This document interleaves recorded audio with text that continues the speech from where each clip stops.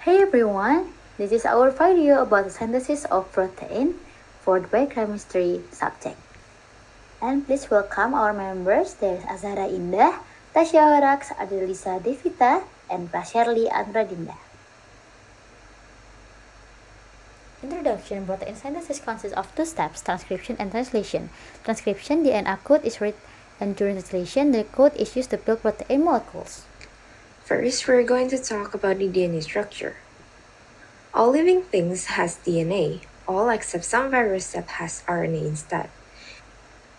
DNA stands for deoxyribose nucleic acid. DNA is a large complex molecule that carries genetic info of living things, contains lots of sequences, and some of the sequences come with specific codes for making particular proteins. Those special sections are called gene, which is only a short sequence of DNA but able to give us our individual characteristic, such as whether we have brown eyes or green eyes, etc. So what is DNA made up of? DNA is made up of lots of molecules called nucleotides. DNA is polymer because it is a large molecule composed of repeated subunits, which are adenosine, A, thymine, T, cytosine C, and guanine or G. It is best to remember in the order of ATCG because AT bases pair up and CG bases pair up, forming hydrogen bonds, and the DNA forms a twisted shape that is known as double helix. But have you ever wondered how does each new cell gets a new genetic material? As it happens, everything is copied through a process called DNA replication. When a cell divides, each resulting cell keeps a copy of all our chromosomes. It involves the role of some enzymes.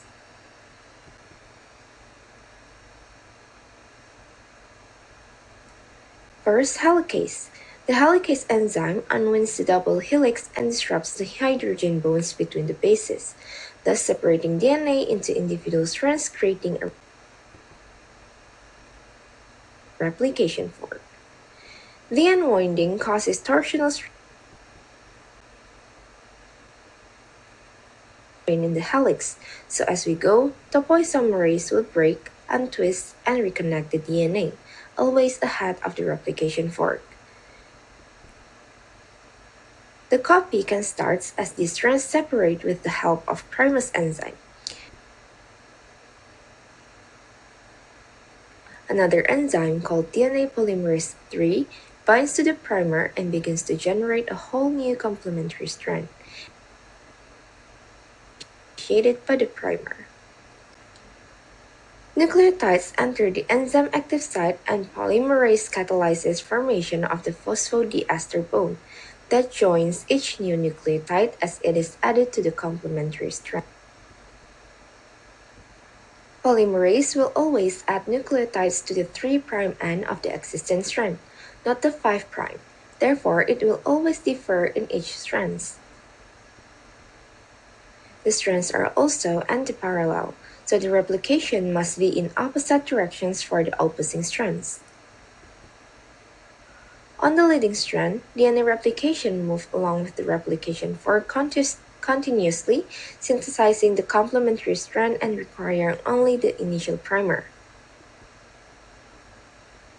On the lagging strand, polymerase has to go one chunk at a time as new template is made available. These chunks are called Okazaki fragments. Each one will require its own primer in order to polymerase to bind and copy the new fragment.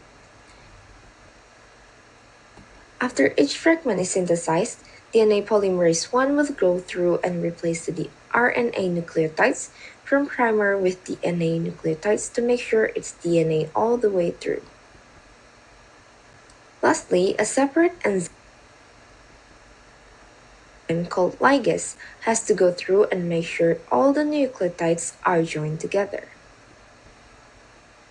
Okay, so today is going to be three different types of RNA. There are mRNA, tRNA, and rRNA. Okay, so let's talk about ribonucleic acid. So when you look at this, in this picture, RNA on the right, you can see it's only a single strand of nucleotides. But the picture of DNA on the left, DNA is double helix because it's made from two strands of nucleotides. Okay, so RNA is still a nucleic acid, so it's still made from building blocks called nucleotides. And nucleotides have three parts. The first one there is phosphates, sugar or ribose, and nitrogen base. Okay, so the second one is sugar or ribose. So in the left side, there show up.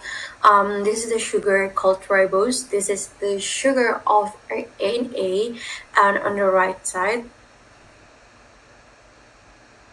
And then the third part of nucleotide is the nitrogen base. So the nitrogen base might for adenine. It might be G for guanine, and it might be C for cytosine, and it might be U for uracil. So these are four nucleotides, nitrogen bases of RNA.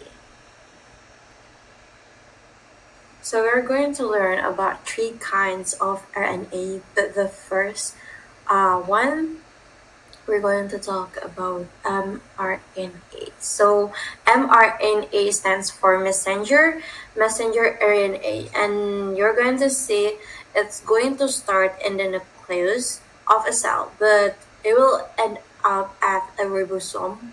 Well,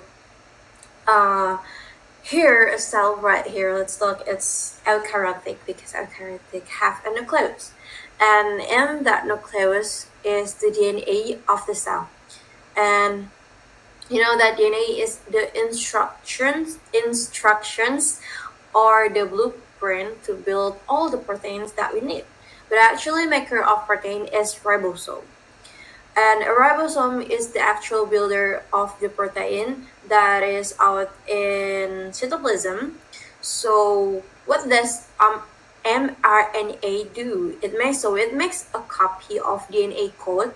It makes a copy of DNA sequence. It makes a copy of DNA instructions, and messenger RNA will deliver the instruction from the nucleus to the ribosome. And once the ribosome has the instruction, what ribosome will do, they will build a protein, and it does that by gathering up a bunch of amino acid and linking them in a long chain, which eventually it is protein, and this is called translation.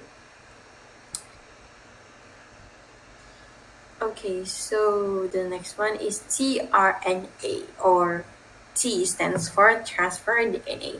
It's located in cytoplasm, and I said a moment ago, the ribosome is going to gather amino acid to make protein. But how does the ribosome actually obtain the amino acid? Well, transfer RNA will pick them up and carry the amino acids over the ribosome. So when a ribosome is making a protein, it needs the help of transfer RNA. Transfer RNA is actually picking up the amino acid and carrying them and delivering them to the ribosome, and one by one. One by one, the amino acids are picked up by transfer RNA delivered to the ribosome. So you see what's happening, that the ribosome are linking amino acid together one by one in order to make a protein. This is called this process called translation. Okay, so the last one is the rRNA. So it's the main component of a ribosome. It's a cell part that makes protein, but ribosomes are made from something. The rRNA will bond with some special protein in the cell to form a ribosome. So a ribosome is actually made from just together of RNA and protein, and then a ribosome, when it's when it's constructed, it will have to build a protein through a process called translation.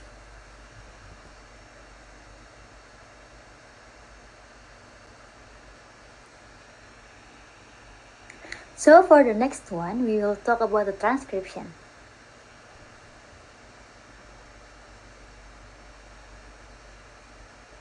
So we will talk about the definition of transcription, which is the process of taking a single gene of DNA and copying it into mRNA.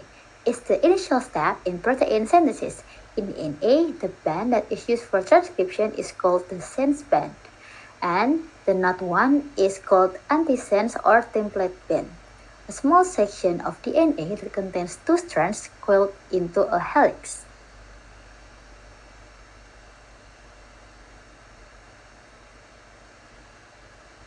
So the process of transcription is started with enzyme called RNA polymerase bind to the DNA before the gene starts. Then the RNA polymerase going to move along the DNA strand and read the bases one by one, use them to make an mRNA strand. Then DNA replication, which print new DNA from entire DNA strand, only prints mRNA, which start from the promoter earlier. RNA polymerase enzyme that begins to attach to the DNA will open the double helix bond in the DNA itself. After DNA bends open, the next step is addition of mRNA nucleotides along the open DNA sense strand. After that, if they are free, they could leave the nucleus and head off to the ribosome. mRNA bases will always be complementary to the DNA and mRNA. There is pair C and D in DNA and also pairing A and U on the mRNA strand. The process of adding these nucleotides will continue until the RNA polymerase enzyme reaches a point called terminator. After RNA polymerase enzyme reaches the terminator point, it could detach from the DNA strand and stop the process of adding RNA nucleotides.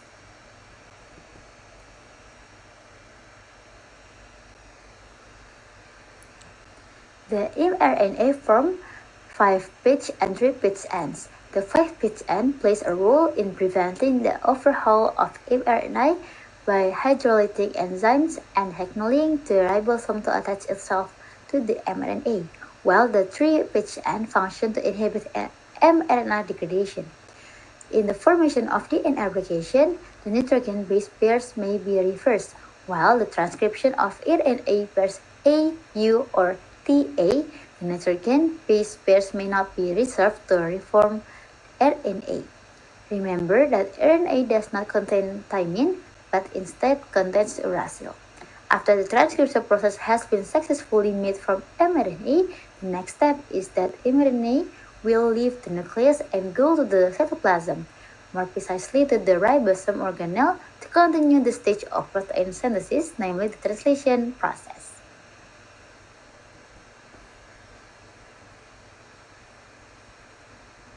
Now, translation. Translation is the process that takes the information passed from DNA as messenger RNA and turns into a series of amino acids bound together with peptide bonds.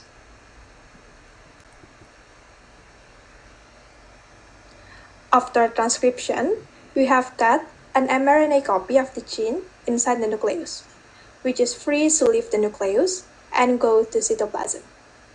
mRNA makes its way to the ribosome, where it can undergo translation process to produce a protein.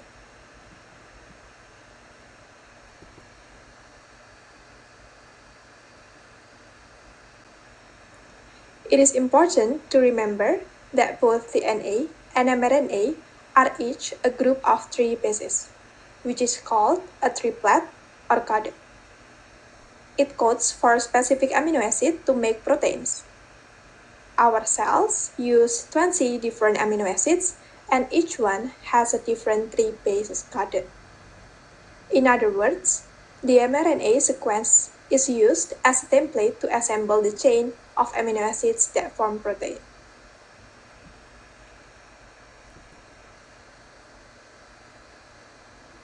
For example, this triplet AGU codes for the amino acid serine. Meanwhile, CCA here codes for proline. This is just our illustrations, so you don't have to really remember it.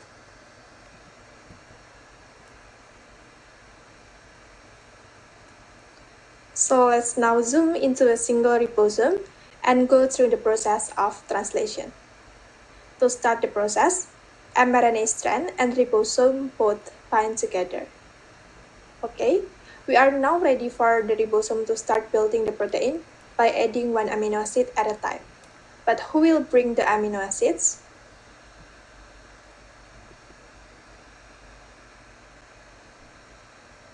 The amino acids themselves are brought to ribosome by molecules called tRNA, which stands for transfer RNA. tRNA molecules consist of amino acid at the top and an anticodon at the bottom. The anticodon is the sequence of 3 bases which are the complementary of the 3 bases on the mRNA. And its 3 bases on the mRNA code for amino acid that the RNA is carrying. So, because each type of tRNA molecule is specific to a particular triplet on the mRNA, it can ensure that it always brings down the correct amino acid, except if there is some disorders. For translation to begin, the start codon, which is 5-AUG, must be recognized.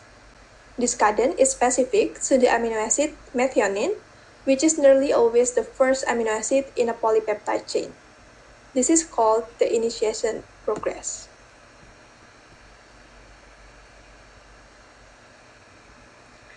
For example, because the first triplet of our mRNA sequence here is AGU, mRNA will attract this tRNA molecule with the anticodon UCA, because UCA is complementary to AGU. And we can also see that the RNA brings the amino acid serine because AGU is the code for serine. Meanwhile, the second triplet CCA will attract this tRNA molecule with complementary anticodon of GGU, and that will be carrying the amino acid proline. The ribosome has 2 tRNA binding sites, the P site which holds the peptide chain and the A site which accepts the tRNA.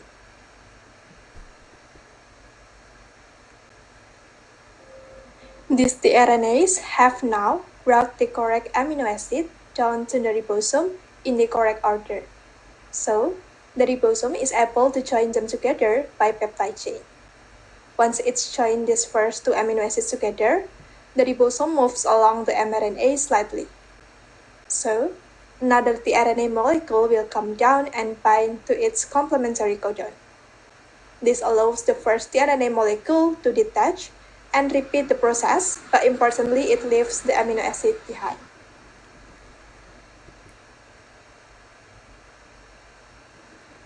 The same process then repeats all the way along the chain until the ribosome reaches the very end and has joined together to a complete chain of amino acids.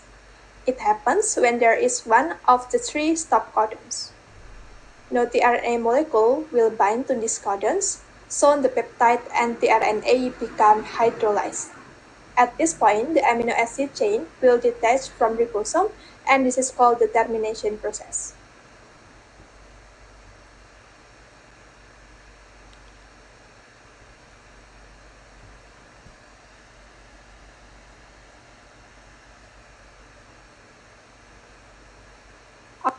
After detach from the ribosome, amino acid chain can fold up themselves to form protein.